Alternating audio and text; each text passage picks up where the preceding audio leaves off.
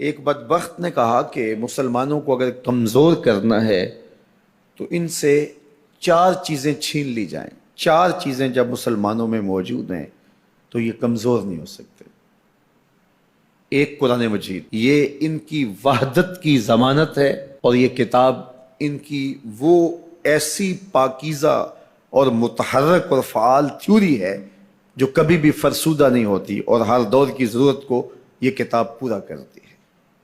اور یہ اس غیر متبدل کتاب کے ذریعے سے گرے ہوئے بھی اٹھ پڑتے ہیں. تو اس کتاب کو اگر ختم کر دیا جائے تو یہ تسخیر کیے جا سکتے ہیں. دوسری بات، ان سے حج ختم کر دیا جائے.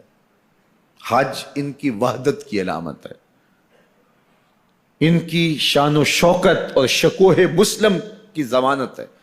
لہذا حج ختم کر دیا جائے تو ان کو تسخیر کیا جا سکتا ہے.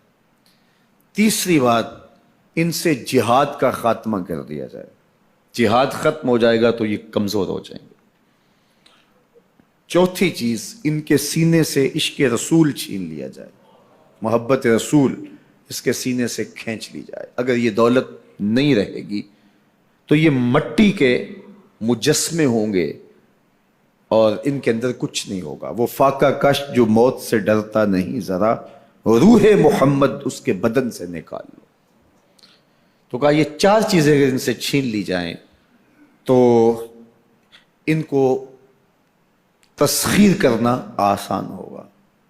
اب ان میں سے دو چیزوں پر جب محنت کی گئی تو جہاد کے خاتمے کے لیے مسلمہ پنجاب مرزا قادیانی کو کھڑا کیا گیا، اور اس کا کام یہ تھا کہ مسلمانوں کی ذہن سازی کرے کہ جہاد ختم ہو گیا ہے.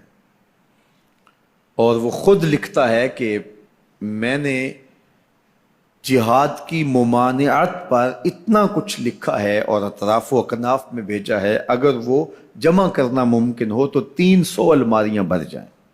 اتنا کچھ میں نے جہاد کی ممانعت میں لکھا ہے.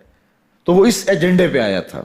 نادیدہ ہاتھ اس کو لے کر کے آئے تھے، اور وہ ایک شخص نہیں تھا، 3 شخص تھے جن کا انٹرویو کیا گیا. سب سے مناسب یہ لگا تو اس کو انہوں نے جو ہے وہ اس کام کے لیے متعین کیا، اور جتنی بھی اس کو مالی ضروریات تھی اور حکومت کی سپورٹ تھی وہ میسر تھی. اسی طرح بہاؤاللہ کو حج کے ختم کرنے کے لیے وہاں ایران میں کھڑا کیا، اور اس نے جگہ جگہ کعبۃ اللہ کے ماڈل بنائے اور کہا اتنی دور سفر کر کے جاتے ہو، یہیں گھوم لیا کرو، تمہارا ذوق پورا ہو جائے کرے گا. اب یہ 2 لوگوں کو نادیدہ ہاتھوں نے ان 2 چیزوں کو ختم کرنے کے لیے، جہاد اور حج کو ختم کرنے کے لیے تیار کیا تھا، اور ان کے اوپر اس زمانے کے اندر انہوں نے کروڑوں روپے لگائے تھے. اب جب وہ مر بھی گئے ہیں تو ان کے متبعین کو وہ اسی طرح سپورٹ کر رہے ہیں، اس لیے ان کے متبعین جو ہیں وہ موجود ہیں. باقی جس نے بھی ادعائے نبوت کیا پاگل پن کی وجہ سے، یا جو ہے وہ اس کے اندر کوئی صلاحیت تھی تو وہ تکبر میں آ گیا، تو اس پاگل پن کی وجہ سے اس نے اعلان کیا، جب وہ گیا تو سلسلہ ختم ہو گیا.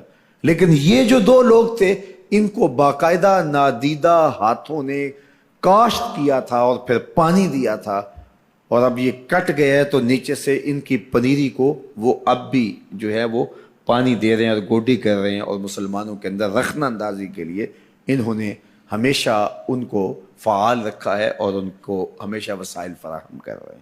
اس لیے امت کو ان سے محتاط رہنے کی بہت زیادہ ضرورت ہے، چونکہ یہ نادیدہ ہاتھوں کے مہرے ہیں جو مسلمانوں کو نقصان دینے کے لیے اور ان کے اندر سے ان جذبوں کو ختم کرنے کے لیے جو ہے وہ دن رات کوشاں ہیں، اور مغرب کی جاسوسی اسلامی ممالک سے کر کے جو ہے وہ ان کو فائدہ پہنچاتے ہیں. اور مسلمانوں کے لیے بالخصوص پاکستان کے لیے یہ مرزائی اس قدر خطرناک ہے کہ علامہ اقبال علیہ رحمہ نے اس زمانے میں کہا تھا، ابھی پاکستان بننے جا رہا تھا، آپ نے کہا تھا کہ مرزائی اسلام کے بھی غدار ہیں، پاکستان کے بھی غدار ہیں.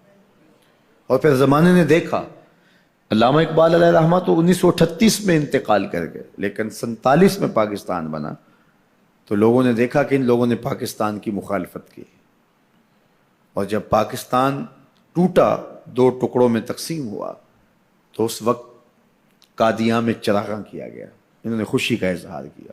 پاکستان ایٹمی طاقت بنا تو وہاں سوگ منایا گیا، اور آج بھی یہ ربوے کے اندر دفن ہوتے ہیں تو امانتاً دفن ہوتے ہیں. ان کا یہ مکروہ عقیدہ ہے کہ پاکستان ٹوٹ جائے گا اور ہمیں یہاں سے اٹھا کر کے ہماری گندی لاشوں کو وہاں ربوے سے قادیان کے اندر شفٹ کیا جائے گا. یہ پاکستان کی سالمیت پر ہمیشہ خطرہ ہے اور پاکستان کو ہمیشہ نقصان پہنچانے کے درپائے رہتے ہیں، اور ان کی ہمیشہ کوشش ہوتی ہے کہ اس وطن کے اندر امن، طمانینت اور سکون نصیب نہ ہو. مسٹر بھٹو نے کہا تھا کہ جو حیثیت امریکہ کے اندر یہودیوں کی ہے وہی حیثیت پاکستان کے اندر مرزائی حاصل کرنا چاہتے ہیں.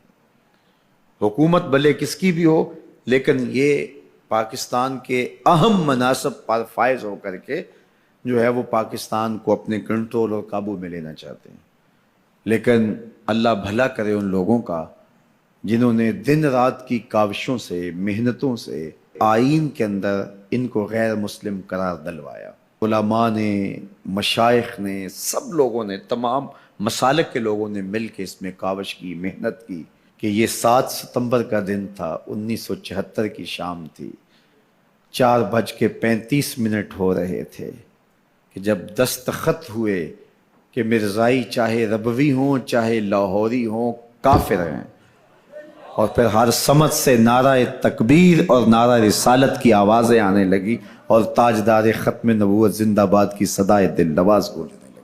پھر اس وقت سے لے کر یہ پاکستان کے خلاف سازشوں میں اور زیادہ مصروف ہو گئے. پوری دنیا کے اوپر پھیلے ہوئے مرزائی پاکستان کو رسوا اور بدنام کرنا چاہتے ہیں مختلف ممالک کے اندر، اور ان کے مختلف ممالک کے ساتھ تعلقات ہیں مختلف بنیادوں پر، چونکہ یہ تھے ان کے، اور ان کے خود کاشتہ پودا تھا مرزائیت جو یہاں لگایا گیا، یہودیت کا خود کاشتہ پودا ہے.